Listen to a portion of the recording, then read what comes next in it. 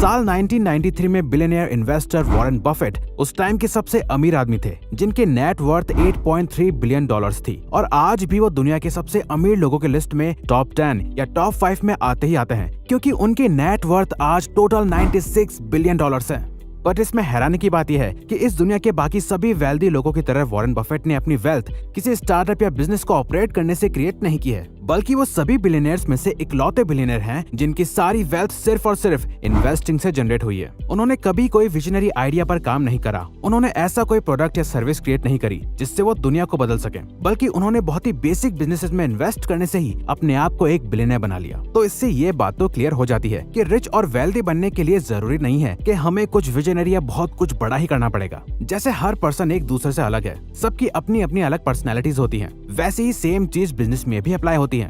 Warren Buffett ये बात बहुत अच्छे से जानते हैं और अपनी इस नॉलेज का अच्छे से यूज करके बिजनेस के बेसिक्स को ध्यान में रखते हुए वो कई प्रॉफिटेबल बिजनेसेस के मेजर पार्ट्स को ओन करते हैं, जिसमें कोका कोला, गायको और अमेरिकन एक्सप्रेस जैसी कंपनीज भी शामिल हैं। तो इसीलिए आज हम आपके साथ रॉबर्ट जी हैगस्ट्रॉम की बुक द वॉरेन बफेट वे से वॉरेन बफेट के ऐसे 5 प्रिंसिपल शेयर करेंगे जो खुद वॉरेन बफेट अपनी इन्वेस्टमेंट्स के लिए यूज करते हैं, जिन्हें सीखकर आप भी इन्वेस्टिंग से अपनी वेल्थ क्रिएट कर सकते हो।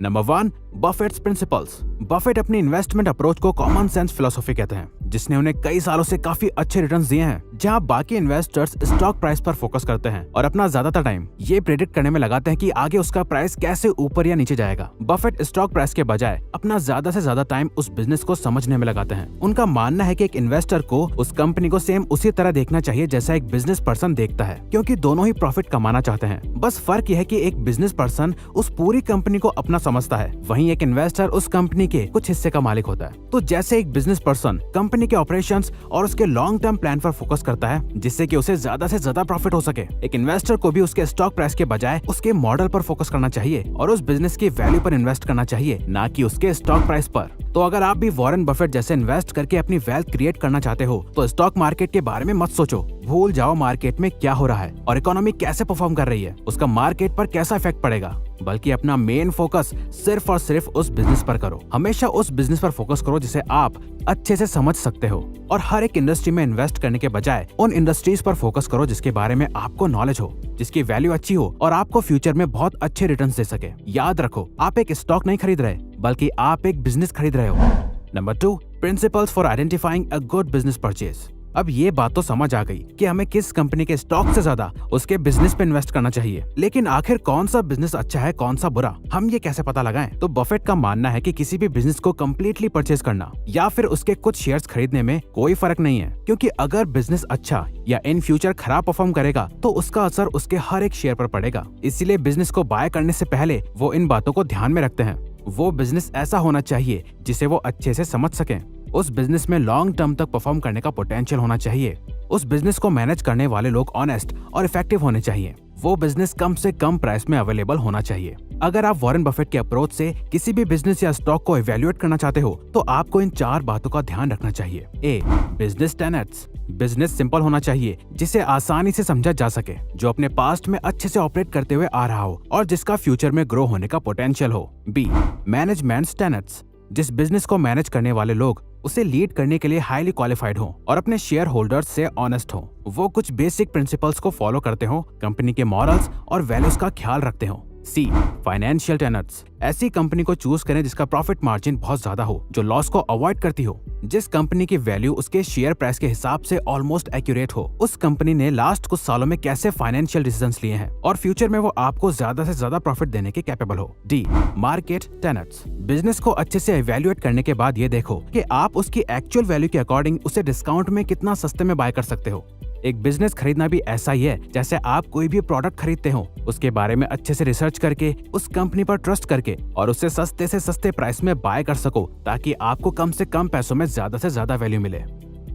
अब दोस्तों बात इन्वेस्टमेंट्स की हो रही है तो हम बताना चाहेंगे कि पॉलिसी बाजार अपने गारंटेड रिटर्न प्लान्स में 5.5% से लेकर 6% तक का इंटरेस्ट रेट दे रहे हैं, जो कि आजकल के एफडी के मैक्सिमम 5.4% इंटरेस्ट रेट से थोड़ा ज्यादा है। और साथ ही आप इस प्लान में अपने इन्वेस्टमेंट अमाउंट को सिर्फ 5-6 सालों तक नहीं बल्कि मैक्सिमम 45 ईयर्स तक होल्ड कर सकते हैं। तो पॉलिसी बाजार का कहना है कि अगर आप एक लो रिस्क वाली लॉन्ग टर्म इन्वेस्टमेंट करना चाहते हैं, चाइल्ड एजुकेशन, मैरिज या रिटायरमेंट के लिए जो 100% सिक्योर हो विद गारंटेड रिटर्न्स, तो आप इनका का गारंटेड रिटर्न प्लान चूज कर सकते हैं। साथ ही अच्छी बात यह कि इसमें सेक्शन 10D के अंडर आपको टैक्स बेनिफिट्स भी मिलते हैं और इसमें आप 46,800 तक का इन्वेस्टमेंट अमाउंट बचा सकते हैं सेक्शन 80C के अंदर, और लाइफ कवर होगा 10 टाइम्स आपके एनुअल प्रीमियम का। तो दोस्तों नीचे दिए गए लिंक से आप ऑनलाइन पॉलिसी बाजार की वेबसाइट से गारंटेड रिटर्न प्लान जरूर चेक करें और हमेशा कोई भी इन्वेस्टमेंट अच्छे से रिसर्च करके ही करें। Number 3, economic goodwill. किसी भी कंपनी में इन्वेस्ट करने से पहले आपको उस कंपनी की इकोनॉमिक गुडविल को बहुत सीरियसली लेना चाहिए। इकोनॉमिक गुडविल से ऑथर का मतलब सिर्फ उस कंपनी की बैलेंस शीट नहीं है, ना ही वो कंपनी की वैल्यू क्या है, वो कितना प्रॉफिट जनरेट करती है, बल्कि सबसे इम्पोर्टेंट लोगों का उस कंपनी के लिए कैसा एटीट्यूड है। तो अगर कोई कंपनी मार्केट में और अपने कस्टमर्स के लिए एक अच्छी और ट्रस्टेबल रेपुटेशन मेंटेन रखती है तो उस कंपनी के लोगों को ज्यादा प्रॉफिट होता है। लोग अपने ट्रस्ट के लिए उसमें ज्यादा कंट्रीब्यूट करते हैं, जो अल्टीमेटली उस कंपनी के शेयर्स को बढ़ाता है। जैसे फॉर एग्जांपल डिज्नी ने लोगों के बीच एक बहुत अच्छी रेपुटेशन बिल्ड कर रखी है। डिज्नी ने अपने आप को कई सालों से एक फैमिली फ्रेंडली कंपनी की तरह एस्टेब्लिश कर रखा है, जहां बच्चे से लेकर बड़े तक उनके प्रोडक्ट्स और सर्विसेज को एंजॉय कर सकते हैं। इसीलिए वो कभी भी अपनी इस रेपुटेशन को खराब नहीं होने देते, क्योंकि लोग डिज्नी पर ट्रस्ट करते हैं। इसीलिए डिज्नी की न्यू सर्विस डिज्नी प्लस ने सिर्फ 16 मंथ्स में 100 मिलियन से ज्यादा सब्सक्राइबर्स गेन कर लिए हैं, जिसे करने में नेटफ्लिक्स को 10 साल तक लग गए थे, जिससे अल्टीमेटली डिज्नी के इन्वेस्टर्स को बहुत प्रॉफिट भी हुआ। तो दोस्तों, अगर आप कभी भी किसी कंपनी में इन्वेस्ट करने जाएं, तो सिर्फ उसके प्रॉफिट्स और मार्केट वैल्यू को ही ना देखें, क्योंकि वो लोगों के इमोशंस की वजह से चेंज होता रहेगा। बट लोगों के बीच उस कंपनी की क्या रेपुटेशन है, लोग उसे कितना पसंद करते हैं, कितना ट्रस्ट करते हैं, यही डिसाइड करता है कि वो कंपनी लॉन्ग टर्म में कैसा परफॉर्म करेगी। Number 4, maintaining a diverse portfolio.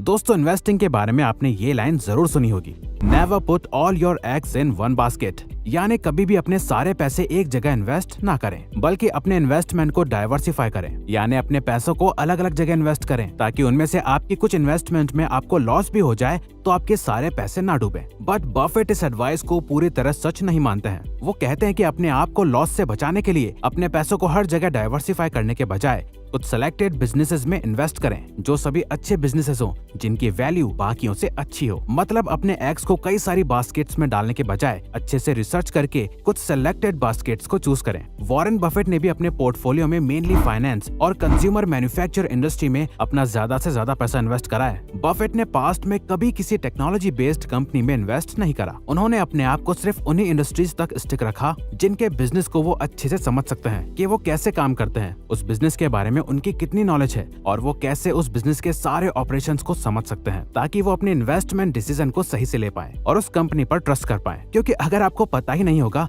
कि वो कंपनी क्या काम करती है, उससे कंज्यूमर्स को कैसे फायदा होता है और इसकी फ्यूचर में कितनी ग्रोथ हो सकती है, तो आपको ऐसी जगह इन्वेस्ट नहीं करना चाहिए जिसकी आपको पूरी नॉलेज ना हो। अब क्योंकि वॉरेन को खुद को टेक्नोलॉजी की बहुत ज्यादा नॉलेज नहीं है और क्योंकि वो इसे ठीक से नहीं समझ पाते, इसीलिए उन्होंने उनमें ज्यादा इन्वेस्ट नहीं किया, सिर्फ एप्पल कंपनी को छोड़ के। तो जिस बिजनेस या इंडस्ट्री को आप ठीक से समझते हैं और जिसकी आपको नॉलेज है, आप उस पे इन्वेस्ट करें, ना कि उसमें जिसकी आपको कुछ नॉलेज नहीं है। Number 5, ignore the market. हम सभी को ये सिखाया जाता है कि हमें कभी भी किसी काम को सिर्फ इस रीजन से नहीं करना चाहिए क्योंकि वो सब कर रहे हैं, मगर लोग इस बात को आज भी अच्छे से फॉलो नहीं कर पाते। ज्यादातर लोगों के डिसीजंस ट्रेंड्स पर बेस्ड होते हैं। दुनिया में कौन सा फैशन ट्रेंड में है, कौन क्या ज्यादा खरीद रहा है, लोग हमेशा भीड़ को फॉलो करते हैं। वही बफेट कहते हैं कि इन्वेस्टमेंट्स करते टाइम भी लोग बस ट्रेंड्स को फॉलो करते हैं। ज्यादातर वो लोग होते हैं जो उन स्टॉक्स को खरीद बेचते रहते हैं जो ट्रेंड में है। वहीं कुछ ऐसे लोग भी होते हैं जो उन कंपनीज और स्टॉक्स में इन्वेस्ट करते हैं क्योंकि उन्होंने उसे अच्छे से रिसर्च किया होता है, उसे ठीक से समझा होता है। ऑथर कहते हैं, मार्केट को अगर कुछ सबसे ज्यादा अफेक्ट करती है तो वो है लोगों के इमोशंस। जहां लोगों का डर और लालच मार्केट में स्टॉक्स के प्राइसेस को डेली अफेक्ट करता है। जो लोग भीड़ को फॉलो करके अपने इन्वेस्टमेंट्स के डिसीजंस लेते हैं, उन्हें बफेट लैमिंग्स कहते हैं। ऑथर कहते हैं, अगर आप अपनी इन्वेस्टमेंट से लॉन्ग टर्म में बेटर रिटर्न्स गेन करना चाहते हो तो आपको मार्केट को इग्नोर करना चाहिए, क्योंकि अगर बिजनेस अच्छा है तो उसे शॉर्ट टर्म गेन या लॉस से कुछ फर्क नहीं पड़ता और वो लॉन्ग टर्म में अपनी वैल्यू के अकॉर्डिंग ही रिटर्न्स देता है। इसलिए जब भी आप अपना पैसा या अपना टाइम कहीं इन्वेस्ट करें तो उसे पहले अच्छे से रिसर्च कर लें और उसकी वैल्यू को समझें, ना कि भीड़ को फॉलो करते हुए अपने डिसीजंस को लें, जिससे कि आपको लॉन्ग टर्म में बहुत फायदा हो। तो अगर आपको ये वीडियो अच्छी लगी तो वीडियो को लाइक और सब्सक्राइब बटन पे क्लिक करके इस चैनल को ग्रो करने में सपोर्ट करो और बेल नोटिफिकेशन ऑन कर लीजिए ताकि आप आने वाली वीडियोस मिस ना कर पाओ। Thank you for watching.